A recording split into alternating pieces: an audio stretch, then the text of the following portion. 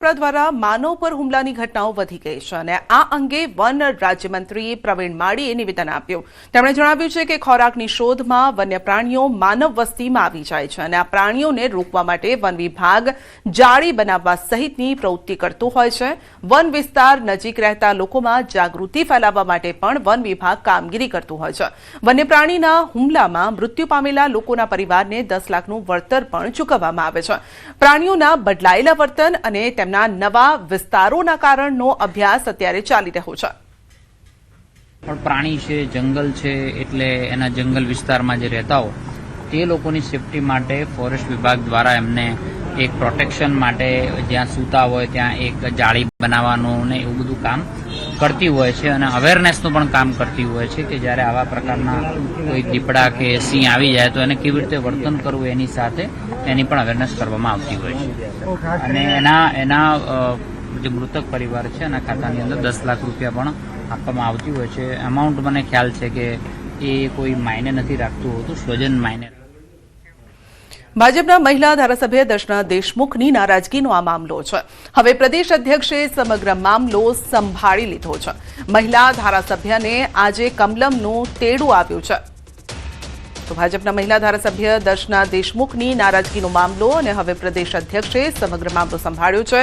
મહિલા ધારાસભ્યને આજે કમલમનું તેડું આવ્યું હોવાની વાત પણ સામે આવી છે. પ્રદેશ અધ્યક્ષ મહિલા ધારાસભ્ય સાથે કરી શકે છે મુલાકાત.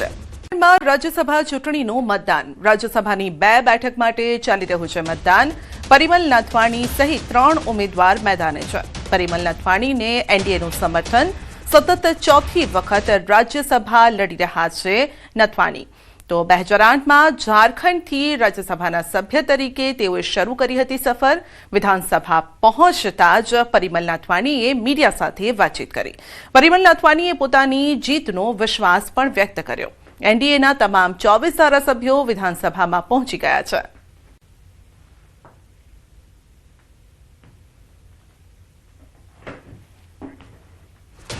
ઝારખંડમાં ભાજપ ઉપાધ્યક્ષનો મોટો દાવો છે. ભાનુ પ્રતાપ શાહીએ કર્યો છે મોટો દાવો. પરિમલ નાથવાણીને બમ્પર મત મળશે તેવો દાવો કરવામાં આવ્યો છે. પરિમલભાઈને 36 મત મળશે તેવો દાવો કરાયો છે અને સાંજે 7 વાગે બધાને ખબર પડી જશે તેમ કહ્યું છે.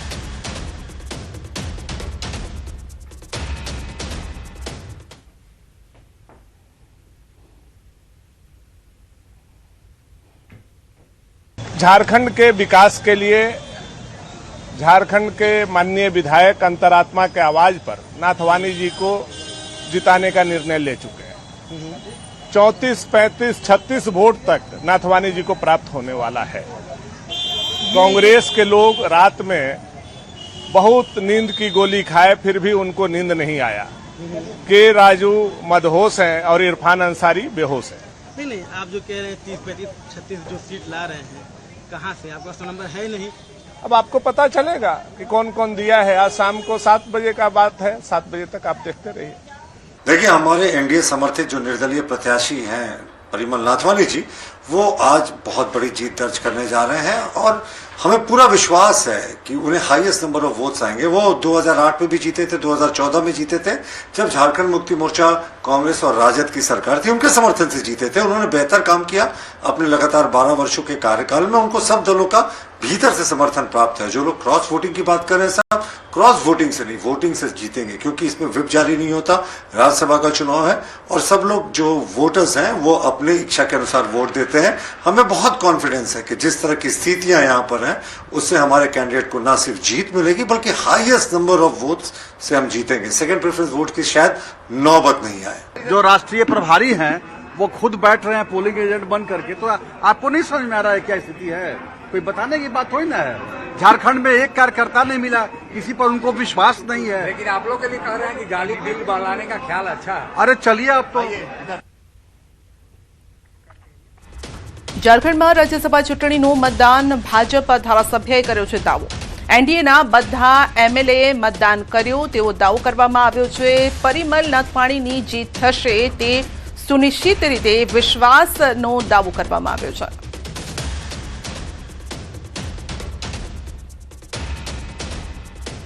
कांग्रेस के बड़े नेता हैं, अभी मिल के भी मैं आया. सो रहे थे तो हमने सो रहे हैं, अब ये सो रहे हैं भाई। 5 बजे के बाद सोइएगा। तो हम लोग तो चाहेंगे कि भाई परिमल नाथवानी जी भारी बहुमत से विजयी होकर और राज्यसभा में जाए और झारखंड का सेवा करें, जैसा पहले करते आ रहे हैं। एनडीए के सभी विधायकों ने अपने मताधिकार का इस्तेमाल कर दिया। अपने सभी मताधिकार का प्रयोग एनडीए के विधायकों ने लाइन लगकर कर दिया। जो ट्रेंड दिखाई पड़ता है वो भारतीय जनता पार्टी के समर्थित, एनडीए समर्थित उम्मीदवार नाथवानी के पक्ष में दिख रहा है और मुझे आशा ही नहीं, पूरा विश्वास है कि 5 बजे आप देख लीजिए, 5:30 बजे तक रिजल्ट आ जाएगा और ऐतिहासिक हम समझते हैं सबसे ज़्यादा वोट से जीतने वाले कोई उम्मीदवार होंगे तो एनडीए के समर्थित उम्मीदवार नाथवानी जी होंगे, जीतेंगे। और हम लोग तो अग्रिम बधाई दे दिए हैं और 5 बजे फिर बधाई देने के लिए आ रहे हैं। कॉन्फिडेंस है उनके अंदर कॉन्फिडेंस दिख रहा है। એસટી નિગમ દ્વારા કંડક્ટરની ભરતીને લઈને નિર્ણય, ઉમેદવાર પાસે લાયસન્સ છે તેઓ અરજીમાં વિગતો ભરી શકશે। ઉમેદવારો પાસે લાયસન્સ નથી તેઓ અરજી પત્રકમાં વિગતો ભરવી ફરજિયાત નથી। તો વેલિડ કંડક્ટર લાયસન્સ બેઝ દસ્તાવેજ ચકાસણી સમયે અચૂક રજૂ કરવાનું રહેશે।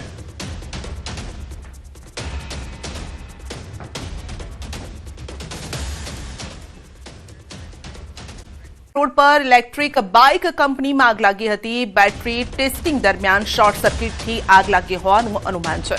આગમાં કોઈ જાનહાનિ નથી થઈ। ઇલેક્ટ્રિક વ્હીકલ મેન્યુફેક્ચરિંગ યુનિટમાં લાગેલી આ આગના કારણે લાખો રૂપિયાનું નુકસાન થયું છે। આગની જાણ થતાં જ ફાયર વિભાગને ઘટનાસ્થળે પહોંચી અને આગને કાબૂમાં લીધી હતી। સાણંદ, ધોળકા સહિત વિવિધ સ્થળોએથી કુલ 5 ફાયર ફાઇટરની મદદથી આગ કાબૂમાં લેવાઈ હતી।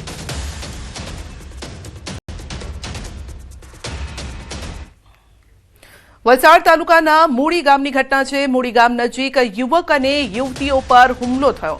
અસામાજિક તત્વોએ એક યુવતીની છેડતી કરી હતી અને છેડતી કરનાર યુવકો સામે યુવતીએ પ્રતિકાર કર્યો। યુવતીએ પ્રતિકાર કરતા છેડતી કરનાર યુવકોએ હુમલો કર્યો તો લાકડા વડે યુવતી અને તેની સાથે યુવકને માર માર્યો। સમગ્ર ઘટનાનો વિડીયો સોશિયલ મીડિયામાં વાયરલ થતા ચર્ચાનું કેન્દ્ર બન્યો છે। હજુ સુધી આ મામલે કોઈ પોલીસ ફરિયાદ નથી નોંધાઈ।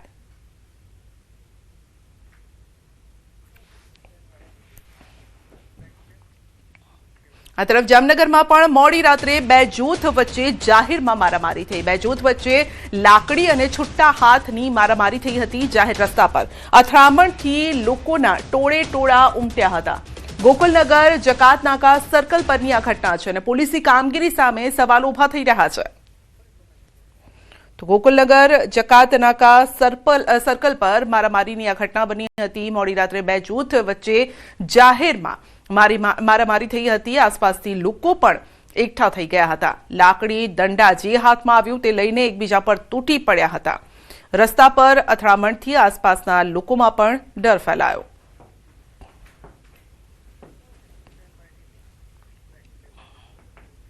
અંકલેશ્વરના સારંગપુર ગામના લાકડા માર્કેટનો એક વિડીયો સામે આવ્યો છે અને જેમાં 2 જૂથો વચ્ચે ધીંગાણું થઈ રહ્યું છે। મારામારીનો વિડીયો વાયરલ થયો છે। અંકલેશ્વર શહેરના સારંગપુર વિસ્તારમાં 2 જૂથ વચ્ચે થયેલી જાહેરમાં મારામારીનો આ વિડીયો સોશિયલ મીડિયામાં વાયરલ થઈ રહ્યો છે। તો ઘટનામાં બંને જૂથોના લોકો લાકડી લઈ સામસામે આવી ગયા હતા। એકબીજા પર હુમલો કર્યો હતો।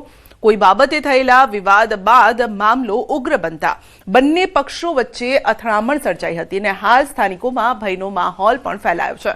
અથડામણમાં સંડોવાયેલા તત્વો સામે કાયદેસરની કાર્યવાહી કરવામાં આવશે તેવી પણ માહિતી મળી રહી છે।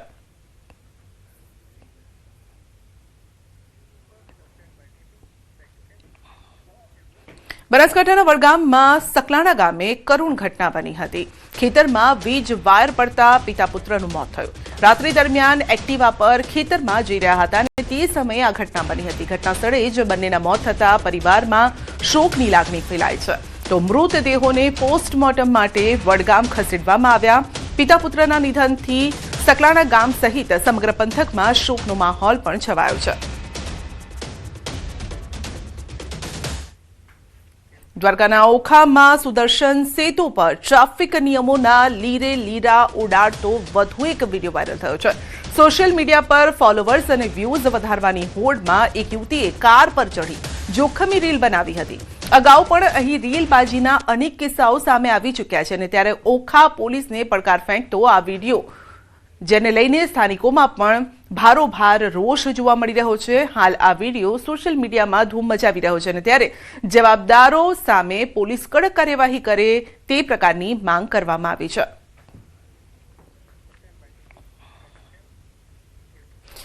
મહેસાણામાં હાઇટ ગેજ લોખંડની એંગલ સાથે અકસ્માત થયો.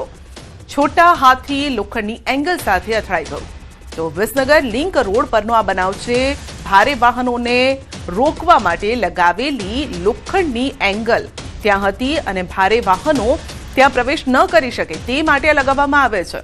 જોકે છોટા હાથી પ્રવેશ કરવા જતા એંગલ સાથે અથડાઈ ગયો અને આંબેડકર બ્રિજ ઉપર જતા પહેલા લગાવ્યા છે હાઇટ ગેજ એંગલ, જેના કારણે આ ભારે વાહનો ત્યાંથી પસાર ન થઈ શકે. પરંતુ જેવું જ ત્યાંથી પસાર થવા ગયું તેવું જ આ એંગલમાં ફસાઈ ગયું હતું અને કારણ કે આ વાહનમાં કેટલોક સામાન પણ જોવા મળી રહ્યો છે. ઓવરલોડ આ સામાન હોય, આખું વાહન હોય તેવું પણ દેખાઈ રહ્યું છે.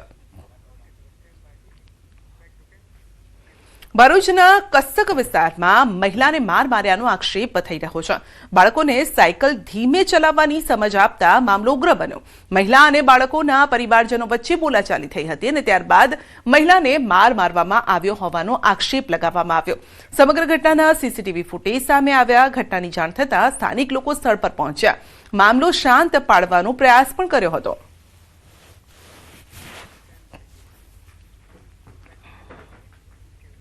હાલોલ વડોદરા હાઈવે પર ટ્રક અને લક્ઝરી બસ વચ્ચે અકસ્માતનો મામલો છે. પોસ્ટમોર્ટમ બાદ તમામ મૃતદેહોને વતન રાજસ્થાન માટે રવાના કરવામાં આવ્યા અને અકસ્માતમાં ડ્રાઈવર, ક્લીનર સહિત 8 લોકોના મોત થયા હતા. અકસ્માત એટલો ભયાનક હતો કે બીમાર દીકરાની સારવાર કરાવી પરત ફરતી માતાની નજર સામે જ તેના 9 વર્ષના બાળકનું મોત થયું હતું અને બાળકના જે મોત થતા પરિવારમાં શોક. બસના ડ્રાઈવરનું મોત થતા તેમની 3 દીકરીઓએ પિતાની છત્રછાયા ગુમાવી દીધી છે.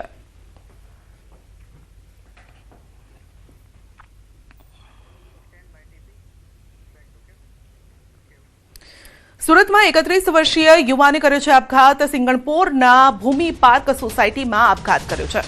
ઘરકંકાસના કારણે આપઘાત કર્યાની આશંકા છે. પરિવારજનોમાં શોકનો માહોલ છે. પોલીસ ઘટનાસ્થળે પહોંચી અને તપાસ હાથ ધરી હતી.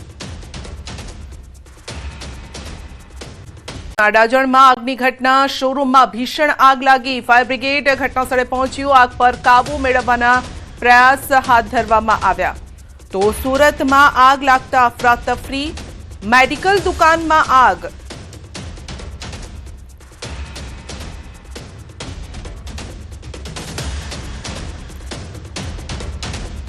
સુરતના અડાજણ વિસ્તારમાં મેડિકલ સ્ટોરમાં આગ લાગી છે. અડાજણ 4 રસ્તા નજીક આવેલી મેડિકલ દુકાનમાં આગ લાગવાની ઘટના બની હતી. તો આગની જ્વાળાઓ દૂર દૂર સુધી દેખાઈ હતી. આગ લાગતા વિસ્તારમાં અફરાતફરીનો માહોલ સર્જાયો. ફાયર વિભાગની 6 ગાડીઓ તાત્કાલિક ઘટનાસ્થળે પહોંચી. ફાયરના જવાનો દ્વારા પાણીનો મારો ચલાવી આગ પર કાબુ મેળવવાના પ્રયાસ હાથ ધરવામાં આવ્યા. આગ લાગવાનું કારણ અને નુકસાન અંગેની વિગતો હજુ સામે નથી આવી, પરંતુ પ્રાથમિકતા અત્યારે છે કે આગ ઝડપથી ઓલવી દેવામાં આવે, તો આગ બુઝાવી દેવામાં આવે તે પ્રાથમિકતા છે. સુરતના અડાજણમાં આગની ઘટના. શોરૂમમાં ભીષણ આગ લાગી. ફાયર બ્રિગેડ ઘટનાસ્થળે પહોંચ્યું અને આગ પર કાબુ મેળવવાના પ્રયાસ હાથ ધરવામાં આવ્યા, પરંતુ ટ્રાફિકથી ધમધમતો આ વિસ્તાર, જેના કારણે વાહન ચાલકો પણ ચિંતામાં મુકાઈ ગયા હતા. સુરતના અડાજણ વિસ્તારમાં આવેલા ટીવીએસ ગાડીના શોરૂમમાં અચાનક આગ લાગી ગઈ હતી. દ્રશ્ય જોઈ શકાય છે. હજુ પણ આગ ચાલુ છે. આગને લઈને સમગ્ર વિસ્તારમાં અફડાતફડીનો માહોલ સર્જાયો છે. જોકે ઘટનાની જાણકારી મળતા ફાયર વિભાગનો કાફલો ઘટના સ્થળે પહોંચ્યો છે. આગ પર કાબુ મેળવવાનો પ્રયાસ કરી રહ્યા છે. ત્યારે દ્રશ્ય જોઈ શકાય છે કે જે રીતે શોરૂમમાં આગ લાગી હતી, શોરૂમમાં મોટા પ્રમાણમાં ગાડીઓ હોવાને લઈને મોટા પ્રમાણમાં ગાડીઓ સળગી જવા પામી છે. દ્રશ્ય સીધા જોઈ શકાય છે. ફાયર વિભાગ દ્વારા સતત પાણીનો મારો કરવામાં આવી રહ્યો છે. શોરૂમમાં આવેલી નવી ગાડીઓ છે તે બળીને ખાક થઈ ગઈ છે. દ્રશ્ય સીધા જોઈ શકાય છે કયા પ્રકારની સ્થિતિ છે. આખો વિસ્તાર ફાયર વિભાગના સાયરનોથી રંગી રહ્યો છે. દ્રશ્યો જોઈ શકાય છે. મુખ્ય માર્ગ છે. આ વિસ્તાર કહી શકાય મધ્યમ વર્ગના લોકો રહે છે અને અહીંયા નોકરિયાત લોકો રહે છે. ત્યારે આખો વિસ્તાર છે તે ફાયર વિભાગની ગાડીઓથી રંગી રહ્યો છે. હજુ પણ આગ ચાલુ યથાવત છે. આ ખોલવા માટે મહાનગરપાલિકા અને ફાયર વિભાગ દ્વારા સતત કામગીરી કરવામાં આવી રહી છે. ગાડીમાં રહેલા શોરૂમમાં રહેલી તમામ ગાડીઓ ભરીને કાક થઈ ગઈ છે. ત્યારે દ્રશ્ય જોઈ શકાય છે કે ફાયરના જવાનો ખૂબ જ જહેમત ઉઠાવી રહ્યા છે. દ્રશ્ય કહી જાય છે કયા પ્રકારની આગ છે. બીજી બાજુ જે વિસ્તાર બતાવવા માંગીશ કે ભરચક વિસ્તાર હોવાને લઈને લોકો મોટી સંખ્યામાં રસ્તા પર ઉતરી આવ્યા છે. મહીસાગર જિલ્લામાં ટ્રેક્ટર માલિકો સાથે મોટી છેતરપિંડીનો આક્ષેપ થયો છે. જી હા, ધવલભાઈ ડામોર અને પંકજભાઈ ડામોર નામના 2 શખ્સ સામે ખેડૂતોના ગંભીર આક્ષેપ છે. માસિક રૂપિયા 20,000 થી 25,000 ભાડાની લાલચ આપી ટ્રેક્ટર ભાડે લેવામાં આવ્યા હતા. ભાડું ચૂકવ્યા વગર જ ટ્રેક્ટરો ગાયબ કરી દેવામાં આવ્યા છે અને આ પ્રકારનો આરોપ લગાવ્યો છે ખેડૂતોએ. મહીસાગર અને દાહોદ જિલ્લાના 100 થી પણ વધુ ખેડૂતો બન્યા છે ભોગ. સંતરામપુર અને કડાણાના અંદાજે 20 ખેડૂતો અસરગ્રસ્ત થયા છે. દાહોદના સંજેલી, ફતેપુરા અને સુખસરના 70 થી પણ વધુ ખેડૂતોને નુકસાન થઈ રહ્યું છે. મોટા સરકારી અને ખાનગી કામોમાં ટ્રેક્ટર લગાડવાની લાલચ અપાઈ હતી. ખેડૂતો પાસેથી ટ્રેક્ટર અને ટ્રોલી ભાડા કરારના નામે લેવામાં આવ્યા. લેખિત ફરિયાદો છતાં પણ એફઆઈઆર કે તપાસ આગળ ન વધ્યાનો આક્ષેપ છે. ટ્રેક્ટર ગુમ થતા ખેડૂતો હપ્તા ભરવાની મુશ્કેલીમાં મુકાયા છે. તો આ અંગે વધુ અપડેટ મેળવીશું સંવાદદાતા મિતેશ પાસેથી. જી મિતેશ, ખેડૂતો સાથે થઈ છે મોટી છેતરપિંડી. બિલકુલ સંજય, જો વાત કરવામાં આવે તો મહીસાગર જિલ્લામાં ટ્રેક્ટર માલિકો છે તેઓ સાથે મોટી છેતરપિંડી થઈ છે. સ્થાનિક જે કામો ચાલતા હોય તેમાં ભાડા કરાર કરી અને ટ્રેક્ટરો ટ્રોલી સાથે લઈ ગયા છે, પરંતુ જે ભાડું છે તે પણ નક્કી કરવામાં આવ્યું છે, પરંતુ જે ભાડું છે તે આપતા નથી અને અત્યારે જે ટ્રેક્ટર માલિક છે તેમને જે માસિક હપ્તા ભરવાના હોય તે પણ અહીંયા મુશ્કેલ બની રહ્યું છે. જેથી કરીને કેટલા એવા જે ખેડૂતો છે, ટ્રેક્ટર માલિકો છે, 100 થી પણ વધુ જે ખેડૂતો છે તેમને પોલીસ મથકે ફરિયાદ નોંધાવી છે. ત્યારે પોલીસે પણ આની જે તપાસ છે તે ઉચ્ચ અધિકારીને સોંપી અને તપાસ હાથ ધરવામાં આવી રહી છે. પરંતુ સવાલ એ છે કે અહીંયા જે કામ કરતા લોકો છે, કોન્ટ્રાક્ટરો છે, તે 100 થી પણ વધુ જે ખેડૂતો છે, કહી શકાય કે મહીસાગર, પંચમહાલ અને દાહોદ જિલ્લાના મોટા ભાગના ખેડૂતોના આવા ટ્રેક્ટરો છે તે ભાડે લઈ ગયા હતા અને મોટી છેતરપિંડી કરી અત્યારે 1 પણ રૂપિયો જે ખેડૂતોને આપતા નથી અને ટ્રેક્ટર પણ પાછું આપતા નથી તેવા આક્ષેપો સાથે અત્યારે પોલીસ મથકે આ જે ફરિયાદ છે તે નોંધાઈ છે. કયા નામે આ ટ્રેક્ટરો ભાડે લેવાની લાલચ આપવામાં આવી હતી? એવું કયું કામ હતું કે 1-2 નહીં, આટલી મોટી સંખ્યામાં ખેડૂતો સાથે છેતરપિંડી આચરવામાં આવી અને ખેડૂતો કઈ રીતે એમના ઝાંસામાં આવી ગયા? બિલકુલ સંધ્યા, જો વાત કરવામાં આવે તો આ એક ટ્રેક્ટર માલિકો સાથે કરાર કરવામાં આવ્યો હતો કે અમારે આવું કામ ચાલુ છે, તે તમારું ટ્રેક્ટર અમને ભાડે આપો, પરંતુ અલગ અલગ જે કામો છે તેના પર જે ટ્રેક્ટરો ભાડે લઈ ગયા હતા. કામનું ચોક્કસ કારણ હજી સુધી સામે આવ્યું નથી. બિલકુલ, તો આપનો આભાર અમારી સાથે જોડાવા બદલ. જામનગરમાં વરસાદી માહોલ જામ્યો છે. જામનગર શહેર જિલ્લામાં વેસ્ટર્ન ડિસ્ટર્બન્સની અસર જોવા મળી રહી છે. છેલ્લા 2-3 દિવસથી ગોરમ પહેલા વાદળો વચ્ચે વરસાદી માહોલ સર્જાઈ રહ્યો છે. જામનગર શહેરના અનેક વિસ્તારોમાં વરસાદ જોવા મળ્યો છે. 11 વાગ્યાની આસપાસ અચાનક જ ભારે બફારા વચ્ચે વરસાદનું આગમન થયું. જામનગર શહેર જિલ્લામાં હાલ વરસાદનું આગમન થયું છે. જે પ્રકારે વેસ્ટર્ન ડિસ્ટર્બન્સની અસર છે તે જોવા મળી રહી છે, ત્યારે જે ઉનાળો છે તે બાદ જે ચોમાસું છે તે બેસવાની સ્થિતિ છે, તે સમય દરમિયાન જામનગર શહેરમાં આજે વરસાદનું આગમન થયું છે. છેલ્લા 2-3 દિવસો પહેલા જામનગરમાં સવારથી જ જે ગોરંભાયેલા વાદળો છે તે જોવા મળતા હતા. હાલ જામનગર શહેરમાં જે વરસાદ છે તે શરૂ થયો છે. હાલ જે પ્રકારના દ્રશ્ય આપ જોઈ રહ્યા છો, જામનગર શહેર ઉપરાંત આસપાસના ગ્રામ્ય વિસ્તારમાં પણ જે વરસાદી માહોલ છે તે જોવા મળી રહ્યો છે. હાલ જે જામનગરના રજીતનગર લેવા પટેલ સમાજ પાસેના આ દ્રશ્યો છે કે જ્યાં વરસાદની ભારે એવી ઇવિંગ જોવા મળી રહી છે ને જે રસ્તા ઉપર વરસાદી પાણી છે તે ફરી વળ્યા છે. જામનગરમાં હાલ વરસાદ શરૂ થયો છે ને આ જે અસર છે વેસ્ટર્ન ડિસ્ટર્બન્સની તે વર્તાઈ રહી છે ને ક્યાંક ને ક્યાંક ચોમાસું બેસતા પૂર્વે આ વરસાદ છે તે આવતા ક્યાંક ગરમીથી લોકોએ આંશિક રાહત પણ મેળવી છે. કિંજલ કારસરિયા, ન્યૂઝ 18 ગુજરાતી, જામનગર. આવ્યા છે માઠા સમાચાર. હજુ 4-5 દિવસ ચોમાસું મંદ રહી શકે છે. ચોમાસાને મૂડમાં આવતા 4-5 દિવસનો સમય લાગી શકે છે. 24 જૂન આસપાસથી ચોમાસાને મળી શકે છે વેગ. 4-5 દિવસ દેશમાં રહેશે છૂટો છવાયો વરસાદ. મુંબઈ હવામાન વિભાગે આપ્યા છે કારણ. ચોમાસું મંદ પડવાના કારણ પણ દર્શાવ્યા છે. તો હજુ પણ 4-5 દિવસ ચોમાસું આગળ વધવાના કોઈ જ એંધાણ વર્તાઈ નથી રહ્યા. મહારાષ્ટ્રમાં સ્થિર થયેલું છે આ ચોમાસું તો અરબ સાગરની જે ધરી છે તે પણ અત્યારે ત્યાં સ્થિર થયેલી છે, જેના કારણે પરંતુ બીજી તરફ બંગાળની ખાડીમાં પણ હવે થોડીક શાંતિ જોવા મળી રહી છે.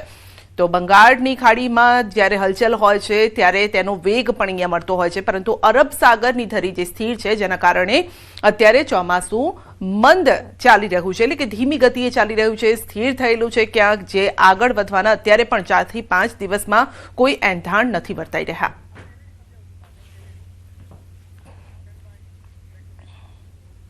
તો હાલ ચોમાસું કઈ રીતે ક્યાં સ્થિર થયેલું છે એ પણ આપ જોઈ શકો છો.